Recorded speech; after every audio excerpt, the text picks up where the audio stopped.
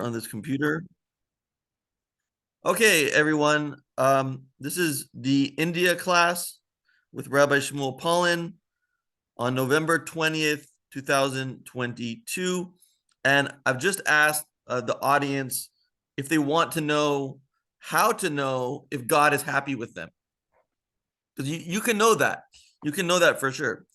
And then I explained that the Lubavitcher Rebbe is my father, my mentor, and I wanted to just tell a little story about him. So this story is with a man named Robert Richter, and he was the chief of surgery at a hospital named Mount Sinai. Do you guys know what Mount Sinai is? Mount Sinai? You've heard of Mount Yes. Sinai? That's where all the Jews were when God revealed himself Mount to them. Sinai, Mount Sinai. Yeah, so there's Mount Sinai, which is in Egypt, but they made a hospital in New York called Mount Sinai. There's a hospital called Mount Sinai. And does everybody understand that? You understand that? Yeah. Yeah. Yes. Okay. So he was the head of surgery at that hospital. And this was in 1954. And my father's wife was named Chaya Mushka. And she invited this man and his wife over for cake. And he said that the cake was such a treasure. It was like the best cake he ever had. But as much as he tried, he could never find out where this cake came from.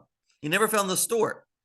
So she just had this amazing cake and they couldn't understand where she got it from. But she had a way of like finding these things. She was a very brilliant woman.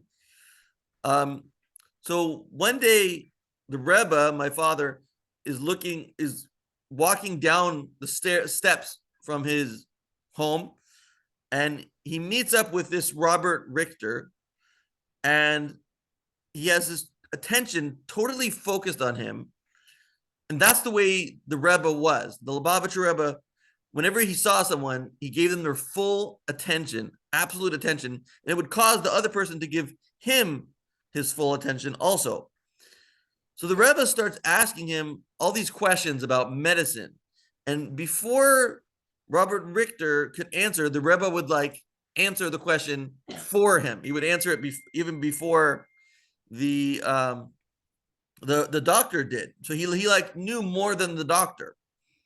And the doctor said it was like he was like reading his mind, like the Rebbe knew his thoughts. And the Rebbe was like enjoying himself, asking him these questions and answering the questions. And the doctor said that he's not a scientist. He is a scientist. So he doesn't believe in like magic, witchcraft, prophecy, anything supernatural. He doesn't believe in it. But he said it was like supernatural the way that the Rebbe was talking to him and like reading all his thoughts and saying all the answers before him. So he heard that other people had the same experience. So he knew he wasn't dreaming. One day he got what's called a hepatitis virus. He got a virus like the coronavirus, but this one's called hepatitis. And he got a very serious case of hepatitis. He got it from a patient that he was treating.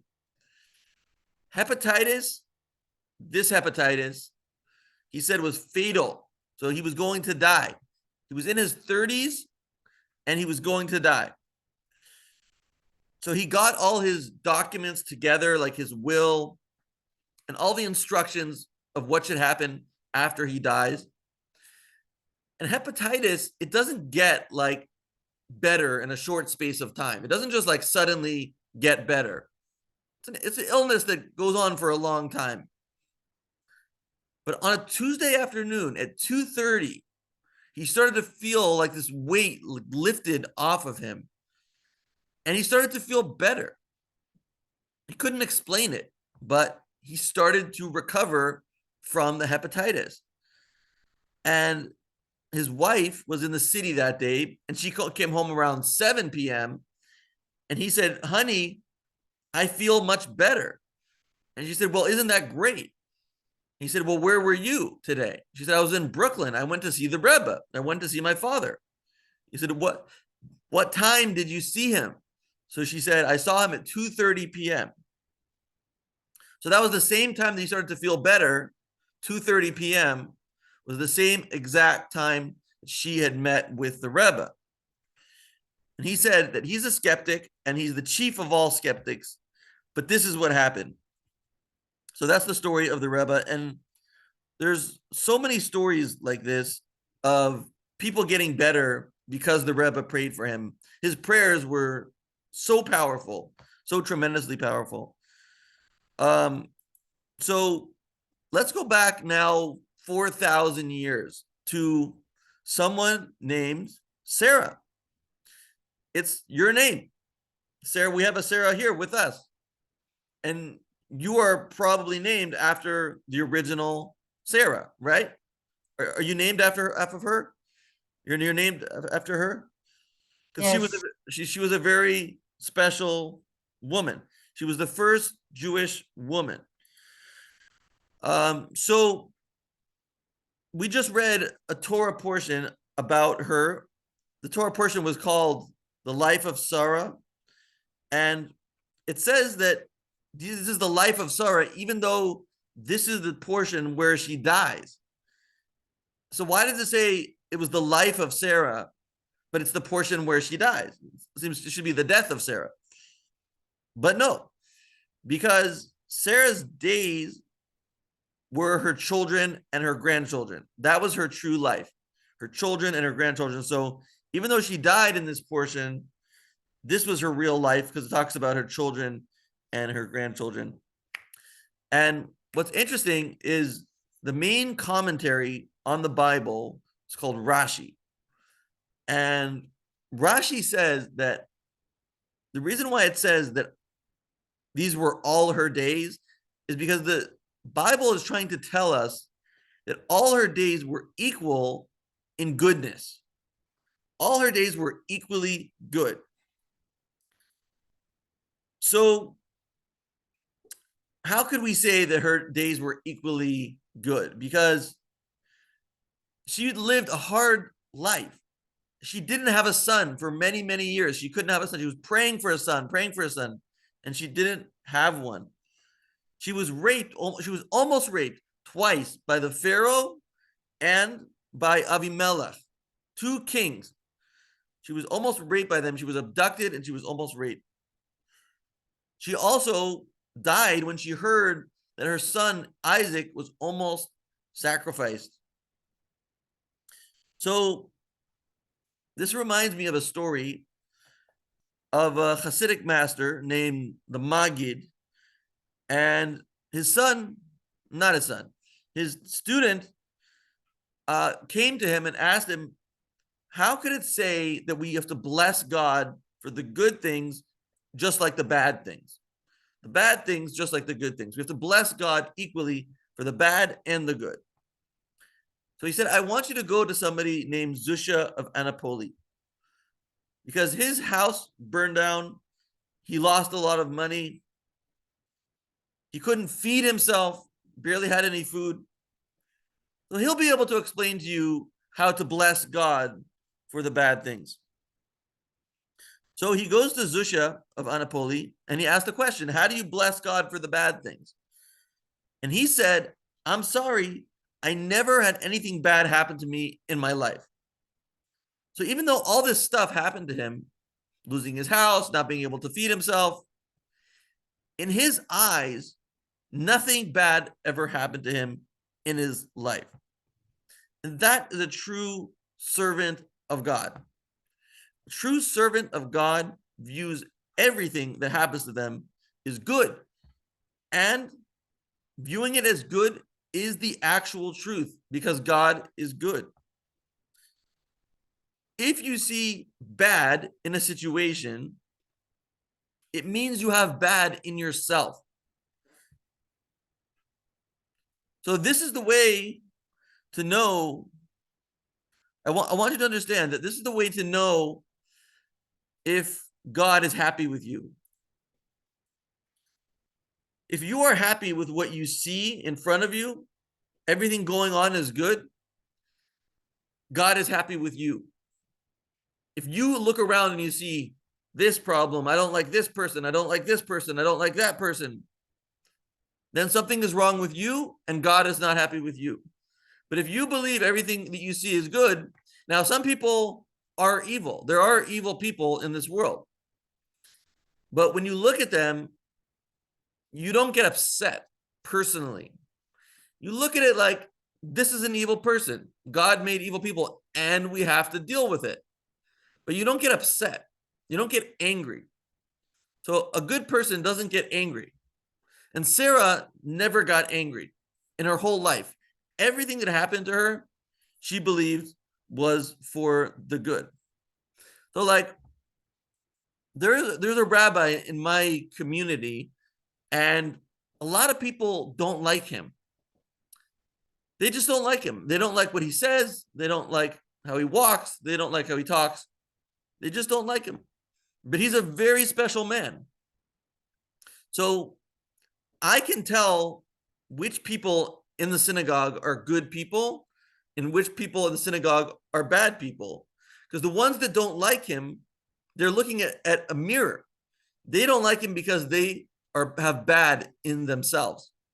And the people who do like him, they are good people. So that's how you can know if God is happy with you. You have to know, do you get angry a lot? It says if you get angry, the person that gets angry has more sins than mitzvahs, more sins than good deeds, more negative than positive. And also you have to know, do you look out in the world and do you see good, or you look out in the world and you see bad? So does that make sense? Does that make sense what I'm saying, about how you know if God is happy with you? It Yes. depends on if you're angry. It depends on if you look at people in a good way. Okay, so you understand. So Sarah never got angry, no matter what happened. There was no bad to her. So anger, the Talmud says that if you're angry, you have all kinds of hell inside of you. You know hell. If you've ever been angry, you know hell because it's inside of you. And it means that you have done more bad than good in your life. So how do we not get angry? That's the question that we want to answer now. The first thing that I told you back in the portion of Noah is whenever something happens, you should say, this is also for the good. Just say it. This is also for the good. And then the good of the situation will start to come out. But I want to give you even more explanation, to leave it a little bit more detailed way. So I want you to think about a negative thing like a wave. And like when I was younger, I used to surf. You know what surfing is? Do you know what surfing is? Yes. Like you go on the wave and you ride the Yes. wave. Yeah. So Um, let me just explain how surfing works.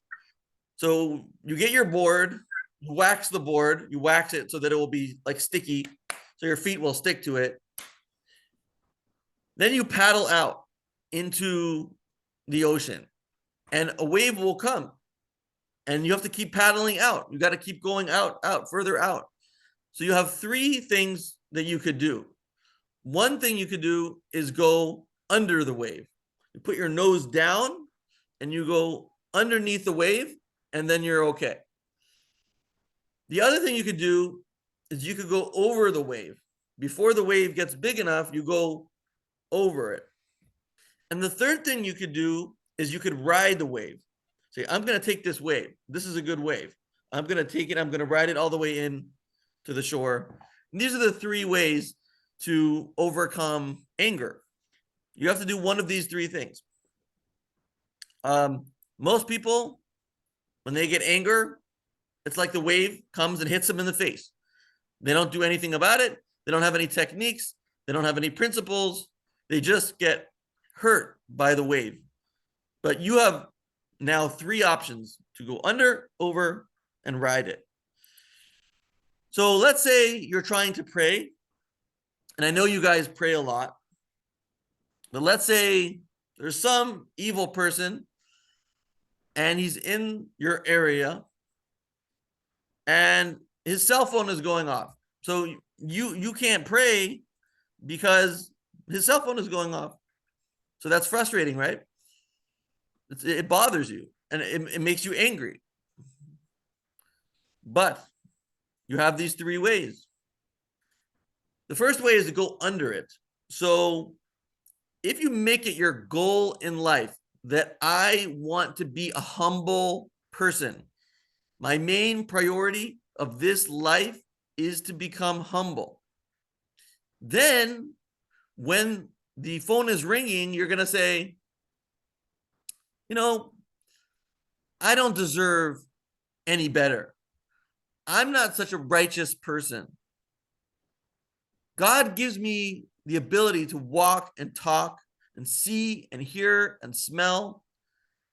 And these gifts that I have from God are worth millions of dollars, because if you didn't have the sense of sight, you would pay millions of dollars to get it back. So the sense of sight is worth millions of dollars because you would pay $1 million to get it back.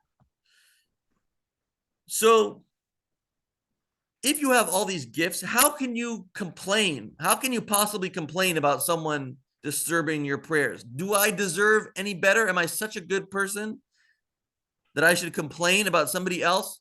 And maybe that person is even better than me. Maybe if I had his evil inclination, I would be even worse.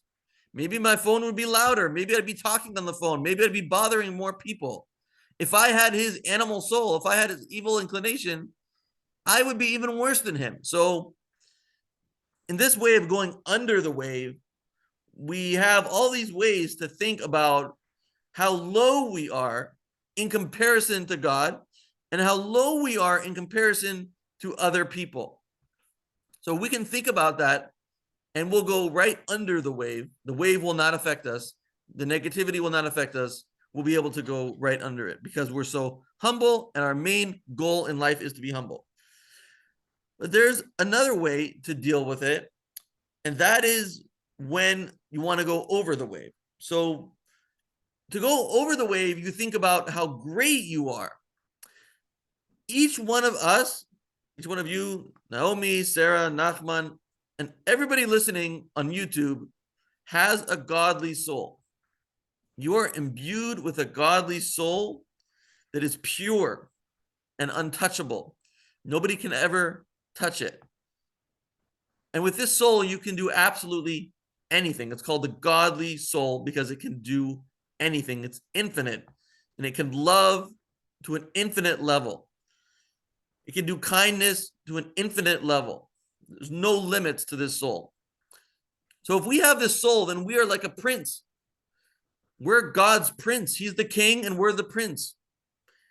And a prince is so honorable, has so much honor, that he will not be disturbed by small little things. Because if I'm in a synagogue and I'm a prince, this is my kingdom. And why should I care if a phone is ringing in my kingdom? It's my kingdom. I'm a prince. So now I'm going over the wave. I'm thinking about how great I am. And they're both true. They're both true. We are very low and we're very high at the same time. They're both the truth. But we can focus on one or focus on the other. Before we're focusing on how low we are, now we're focusing on how high we are, how we have a godly soul, and nothing that's in this world can bother us. Nothing can bring us down. So that's the opposite of the first way. But going over and going under means that the wave is still a problem. We went under the wave, we went over the wave, but it's still a problem that we have to deal with. We're not enjoying the wave. I mean, when you're a surfer and you're paddling out, You're not enjoying going under the wave or going over the wave. You're enjoying when you surf the wave. So how do you surf the wave? Coming through and enjoying the wave, enjoying what looks to be like a negative thing.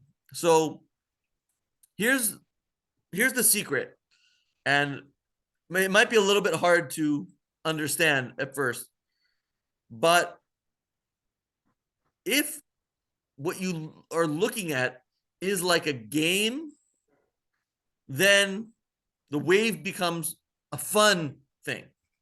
So if we look at it like I'm a wrestler and this phone is a wrestler, it's trying to disturb my prayers. You know what?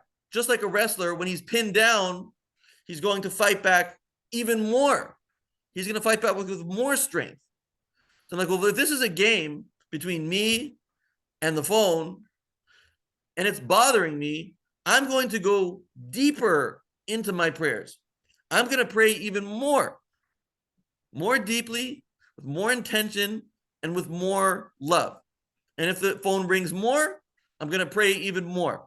Whatever is going on in my opposition, with my opposition, I will do more. So all of a sudden, now it's the wave is not a bad thing. The wave is a good thing. It's like a game. I'm in a game with the wave, and whatever happens with him, I'm going to do even more. So now the wave is helping me. The wave is actually helping me. So the other way to look at it, the first one is to look at it like a game. Anything that's happening, you can look at it like a game. Like if something's spilled, you can make it into a game. You can say, I have 20 seconds to pick this up, to clean this up. So you play that game. You play that game for 20 seconds and you see if you can get it done in 20 seconds. You can make a game of anything. Anything can become a game. So when you realize this, you realize that it's a good thing, not a bad thing. And it could also be like a story, you know, like when this happens with your prayer and the cell phone going off, that's also not just a game, but it's also a story, because we can then tell that over to somebody else and say, listen, I just had this thing happen to me. This guy, he had his phone and it was in synagogue and it was bothering me. And I went deeper into my prayers. I used the negative, turned it into a positive. And then he can tell that story to somebody else who will tell it to somebody else. So it's like a game. And then it's like a story. The game becomes a story. So if it's the wave is a game or a story, then it's absolutely good. The story will inspire people. It will inspire yourself when you remember it, and it will inspire other people when you tell them about it. So that's the story with the under, over, and being humble, being a king or a queen or a prince or a princess. And then the third thing is making itself good. So I thought that now we would learn a little bit of the Noahide laws. Is that okay? We'll learn some of the details of the Noahide laws. Is that something good? Okay. So we're going to learn the Noahide laws a little deeper. For those that don't know, the Noahide laws were given to Adam and Noah and repeated on Mount Sinai in the year 1313 BCE. They are the foundation of the building. They are the walls of the building. They're what keeps society together. They are what keeps society moral. They give society a purpose. And the purpose is really to disseminate these laws and to try to implement these laws into the codes of each country as much as possible, so that they will have a godly ability, they will have a godly basis to their morality, because morality is just based on what we know, what we think, can be manipulated by anyone. But morality that comes from God cannot be manipulated. So one of the Noahide laws is you cannot take a limb off of a live animal.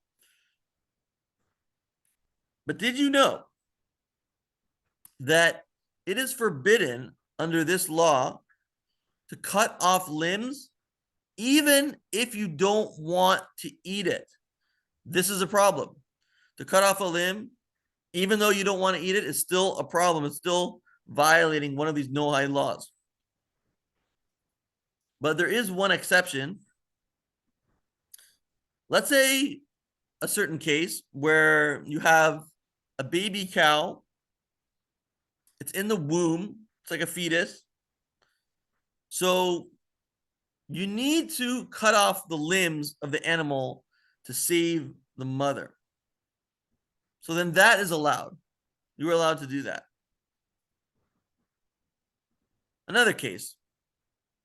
Let's say a lion eats a deer and it has its limbs in its stomach. The limbs are in the stomach of the lion. The deer has gone off. It has escaped. It's running with 3 legs. Then the lion is killed. So if we think that this deer is dead, we can eat it because it's not a limb off of a live animal if the deer is dead.